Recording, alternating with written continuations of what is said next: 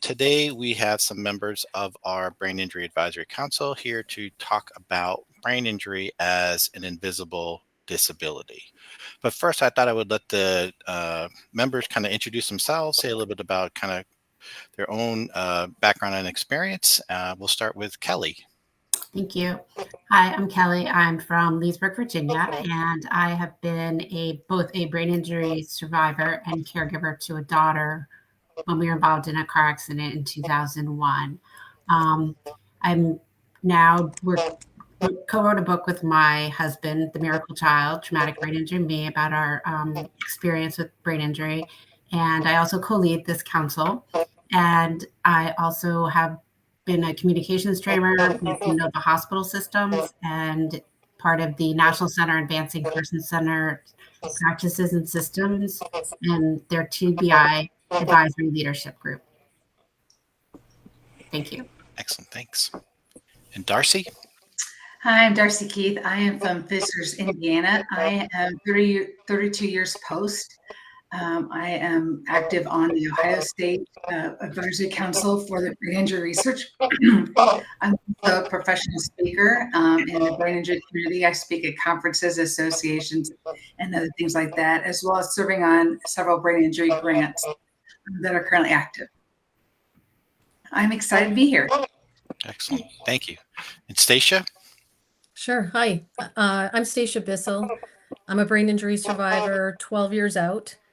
My TBI occurred from a bicycle accident. I was out of work for about a year.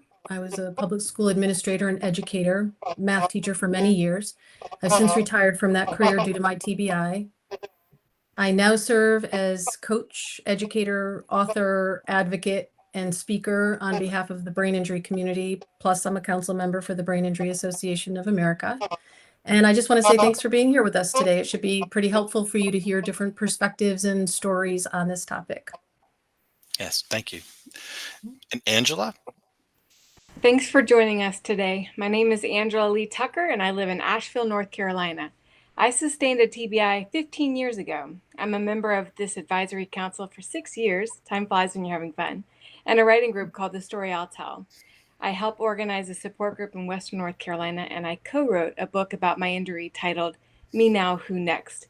And I also contributed to Chicken Soup for the Soul, recovering from TBIs.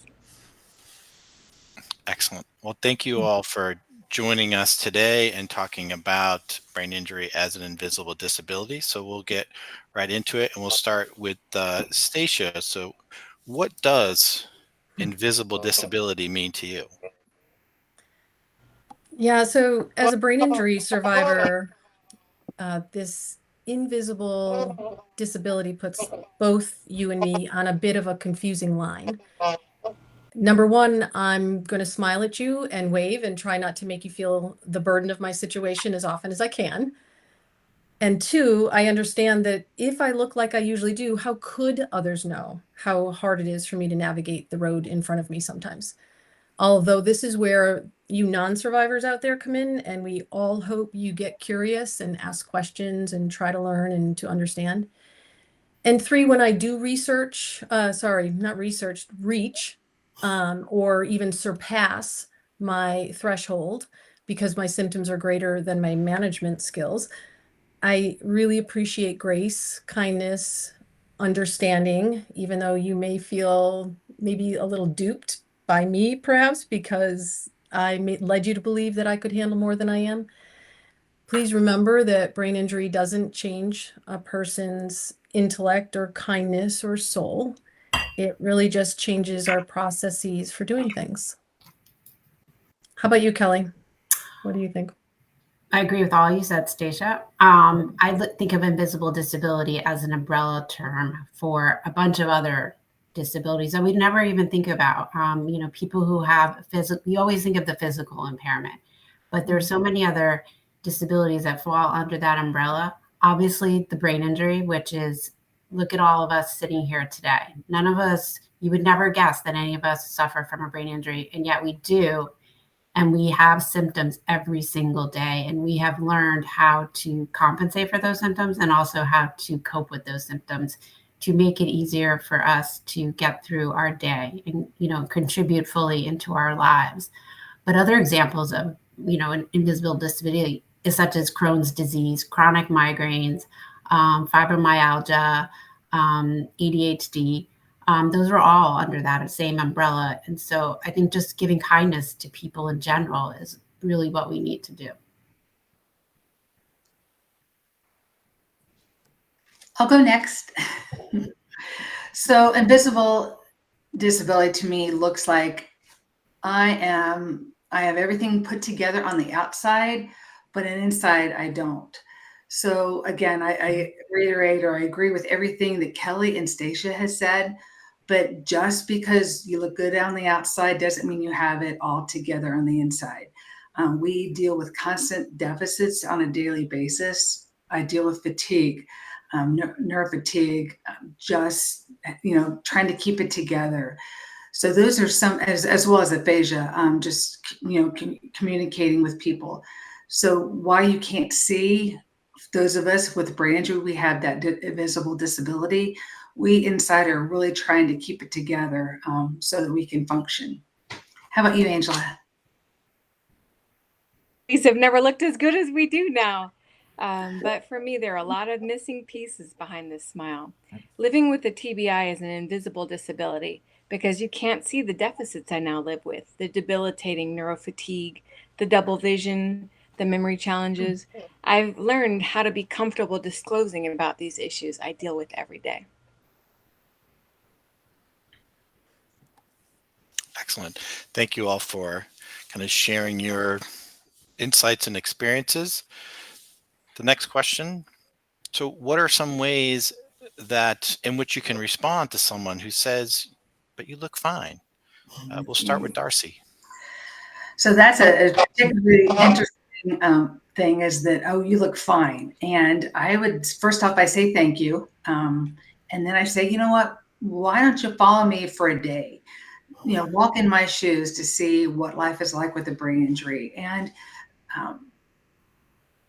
also, since I do work full time, I just ask that, so just take a walk in my shoes, see what my invisible injuries are for my daily function.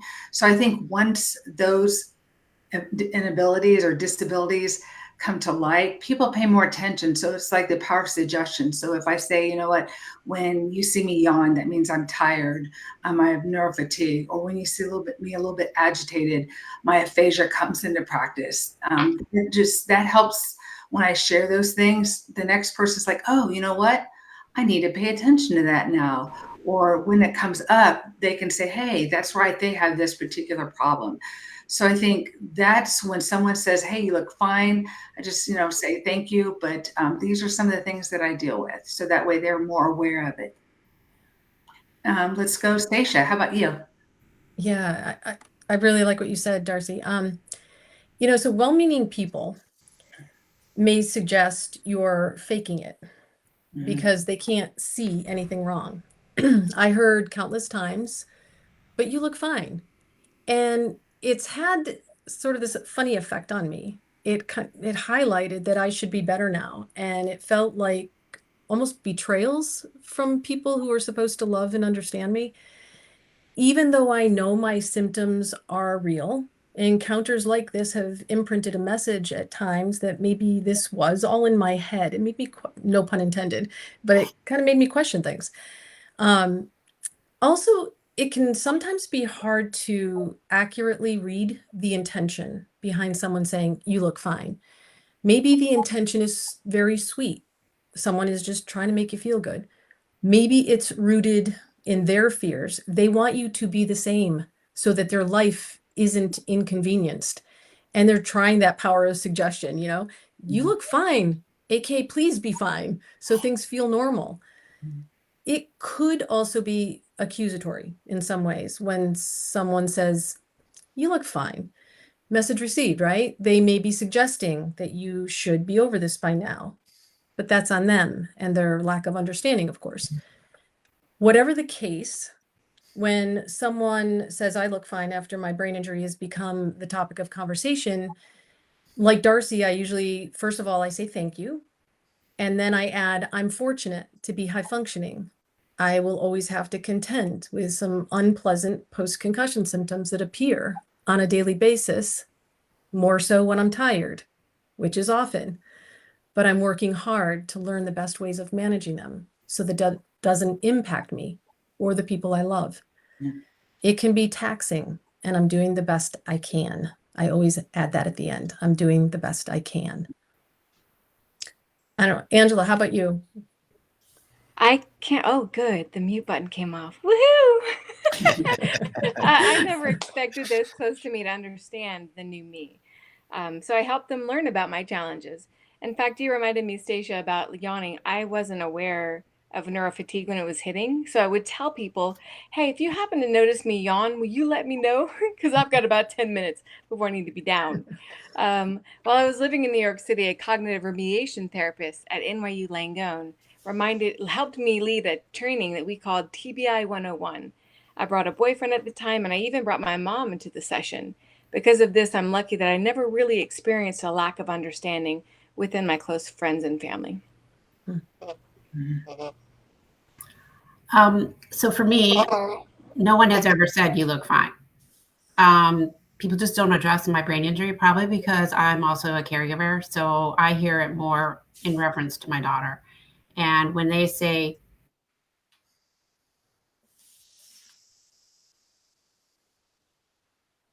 Oh, do we lose her? Hmm. There we go. She's back. There we go. You're back. oh, I didn't know I was gone. Where did I cut off? Sorry. You talked about your daughter being a caregiver. Yeah. So I never really heard the comment. I heard it in reference to her. And depending on who the person was, whether I felt they could benefit from some education, I would give them education. But if I knew that it was going to go in one ear and one out and out the other, I said thank you and walked away, because I had learned, who was going to be worth my time of educating and who was going to listen and learn from the education. So when people say you look fine, I think you just have to read something in that tone, in the place you are at, and how that comment is being referenced to how you address it. Excellent. Thank you. All right, next question. How has your invisible disability presented challenges within your own community? And I'm going to start right back with Kelly. Thanks. Well, for many years, I didn't talk about my own brain injury. We were both injured, but mine wasn't diagnosed until a few months after my daughter was out of inpatient rehab. So all my focus was on getting her home. And it wasn't until we were home for about 2 months when mine was diagnosed. And as devastating as it was, I cried and got myself back up and said, okay, I have to move on. I have to heal my family. So they are going to be my priority. Do I recommend this for other people? No, but this is the only way I knew how to do it at the time. I just got up, kept going. When I got fatigued, I had a little bit more coffee. I would try, if I had to get her to nap during the day, I would lay down with her. And then, 9 times out of 10, I would be the one to fall asleep first, not her. But so I just had to build it in somehow, because I was running from appointment to appointment to appointment with all types of therapists trying to heal her. We were at the time given that infamous 2-year window where they said the first 2 years are going to be your most important. And I had that clock ticking in my head the entire time. 11 months, 10 months, 9 months. Oh my gosh, what are we going to do? So I kind of focused all my energy on healing her and healing my other daughter, who, obviously had, scars from the injury as well. And my husband, who wasn't even there. But I think your entire family, whether they were born at the time or not or involved, they are all affected. And I just tried to take care of all of them. And when she was in elementary school, I had a teacher say to me, wow, she's really learned how to compensate for her injury. And I was so mad. And I said, I don't want her to learn to compensate. She shouldn't have to compensate. But inside I was reeling, because I knew how difficult it was to compensate. How exhausting. And I didn't want that for her. But it was a realization that, yes, she had learned coping skills that brought her very far and continue to today. Darcy, how about you? Well, since I work full time, I'll speak from that perspective. So when you go to your job, there may be accommodations for you, and that is great because those accommodations are designed to help you succeed. They're not meant to say, oh, you have to have help here or you have a problem here. It's designed to help you succeed. Now, one thing I found in the work environment, let's say you decide not to use accommodations and you want to try it on your own, you can't fake it till you make it, because you can't fake a brain injury. You can't fake the fatigue, the mental fogginess that might come about, the communication, whatever deficits you may experience. You can't fake it till you make it. So please don't try to do that. Now, I did have a supervisor which compared me to my other employee, or her other coworker, my coworker slash employees. There you go.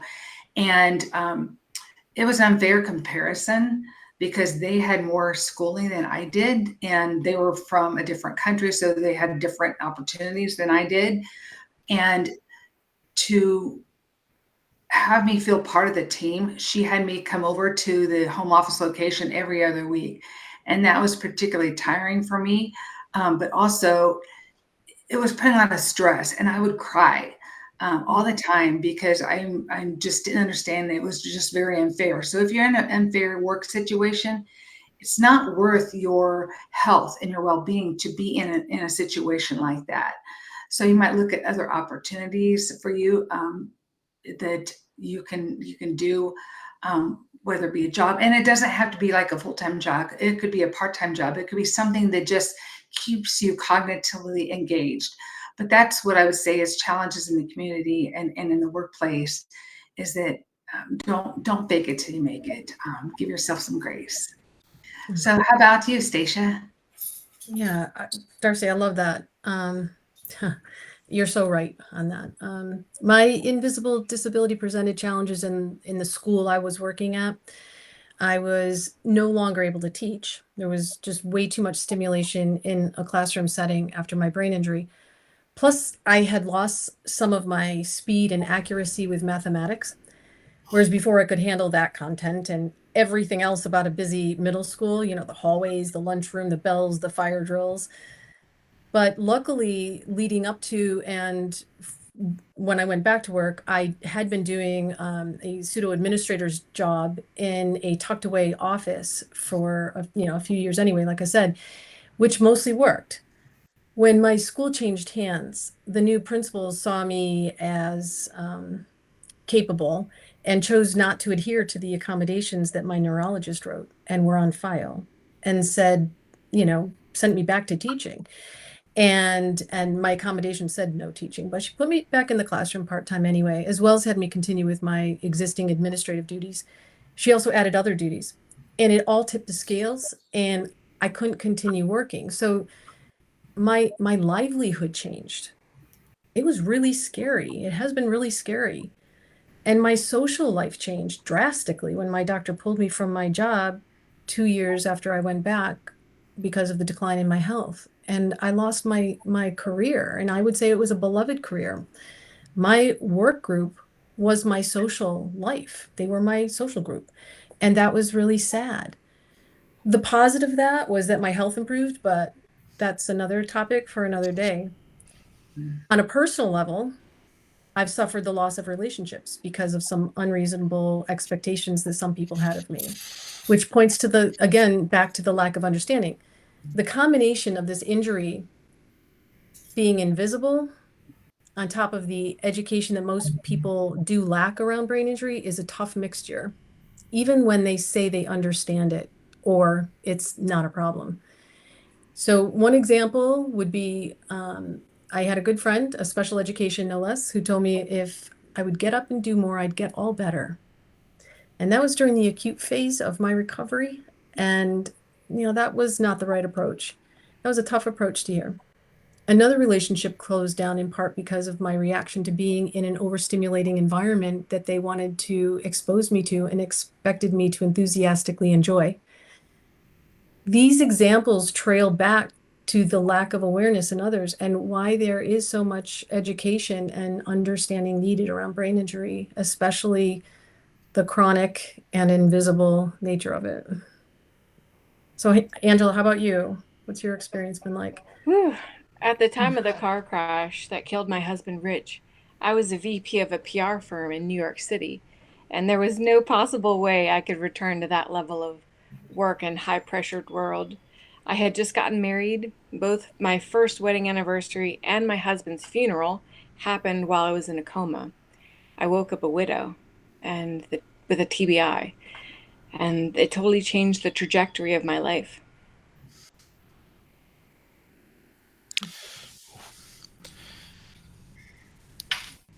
Thank you guys for kind of sharing that experiences. All right, next question. So, given all this, do you have recommendations or suggestions for asking for help when your invisible injury is flaring up? And we'll start with Angela. When I think I'm interacting with someone who hasn't experienced brain injury, I try to explain my deficits in as friendly a way as possible. For example, thank you, friend, for sharing your ideas. I'd appreciate your help in helping me understand them better. Because I live with a TBI, you may need to slow down and repeat yourself to make sure I'm hearing you correctly. How do you help people understand you when your injury flares up, Darcy?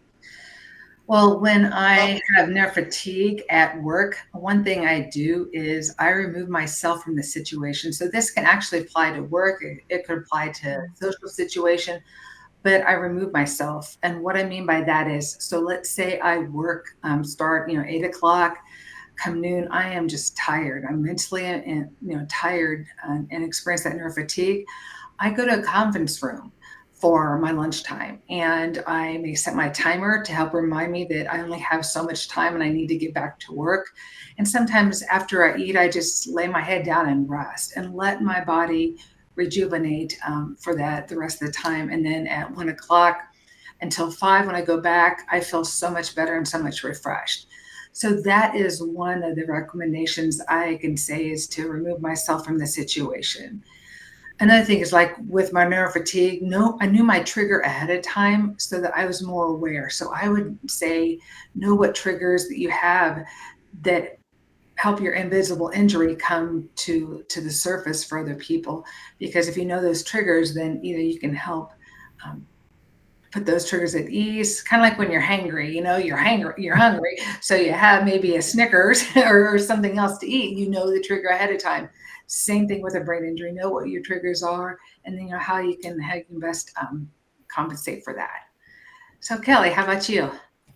I think one thing we have to remember is not only are we dealing with the brain injury itself, but we're carrying around a lot of emotional baggage with us about, planning ahead, having that Snickers bar with us, or knowing the right words to tell people this is what I need.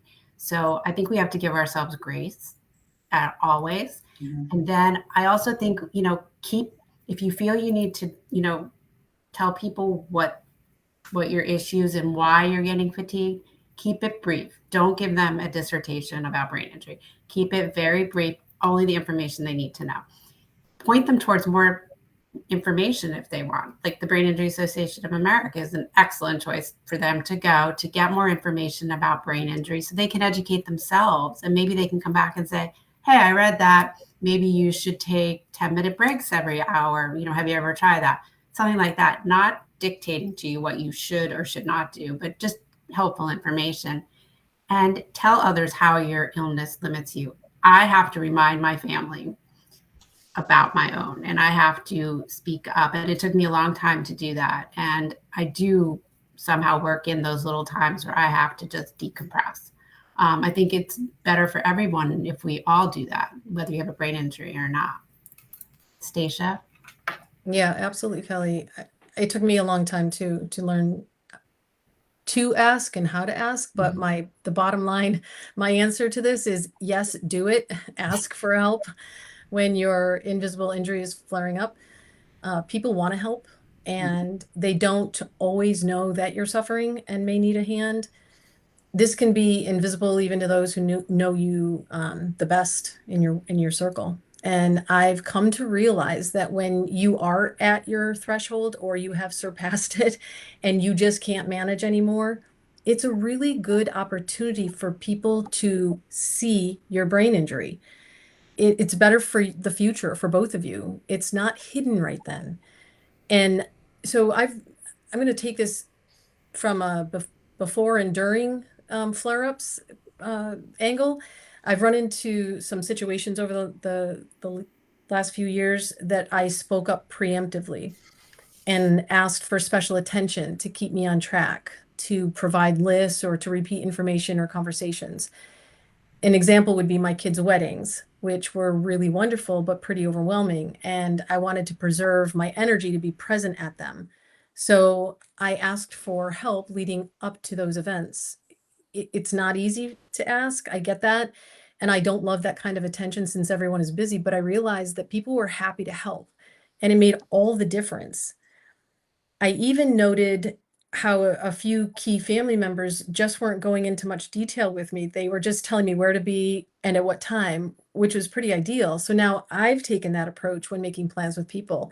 When planning starts to feel like it's overloading me, I'll just simply say, hey guys, just tell me where to be and when. And that's my way of asking for help. And another example is when I travel with another person, I ask them to make the itinerary, since that is almost impossible for me to do, especially if it's a new place and involves a lot of research. I just ask that we review it for the sake of balancing it and to make sure I want to check in with them, they are okay with a plan B in case my symptoms flare. And when symptoms have already flared and are bad, well, that's a different story. When I was teaching and symptoms got bad, I would ask a colleague, this was a work example, but if we could combine our classes and co-teach, where she would take the lead on instruction and I could take the quieter, less cognitively draining role of circulating the room and working one-on-one with students who needed help. That's a great model anyway. Another example was a recent wedding. A friend's daughter got married where I was doing great until the music started, along with a strobe light. And so I had to say my goodbyes and make a quick exit. At home, on the home front, I've had to ask my significant other if he could read certain pieces of mail, like insurance forms, and just tell me what steps I need to take. Bottom line, learn to ask nicely, of course, if people would be willing to help. They should. Thank you. And thank you all for kind of sharing some experiences and suggestions and tips. So I think this was discussed, but I want to say there's been a couple of, and then we get this question fairly regularly on the helpline. So someone had commented, did you ever encounter a misunderstanding from any like doctors or medical professionals who may have either misdiagnosed or minimized symptoms? And if so, how did you deal with that? I'll start with Darcy first, I guess. So fortunately, I've not had that experience because when I was initially had my brain injury, people could tell that I needed assistance. So I never had that. But Kelly, you might have had that experience. Kelly and Stacia, right? Yeah. Yeah. I've had it a lot. I'm sorry to say, it's happened with neurologists who you would expect would have some medical knowledge of what to look for in brain injury. And I have had to educate them about how you talk to someone who has a brain injury and how you change your bedside manner, because they may not process the questions as quickly as they may like them to. And to have patience and understanding and repeat questions when there's not when obviously the person doesn't understand the question, reframe it, make it simple. And you walk away, hitting your head against the wall thinking, oh my gosh, if a neurologist can't understand a brain injury, who else? But then in other ways, I've had, general practitioners who totally fully understand what happens when someone has a brain injury and what are some of the deficits they deal with, and have made recommendations that were astounding. So I think, again, it all comes back to communication and education are the two biggest things that any of us can do. Agreed. I don't know, Stacia, you had some. Yeah, I would say for the most part, I've had an amazing team of doctors, clinicians around me from the start. I think for me it was primary care that was the hardest, and I know they have to be so broad. I felt after a while, after I'd learned about brain injury, I'd done my research and reading and all that, I found that I was going in and talking about it at a level that I hadn't been able to have a level of that conversation at that point with my PCP. And so I was bringing things there instead of having suggestions come here.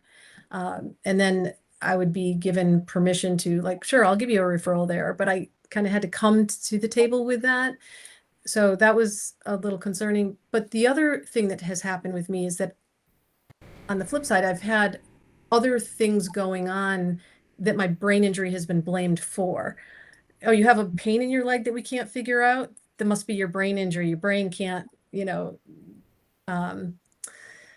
process the pain or something like along those lines. And that has been a little bit of an issue. Excellent. Thank you.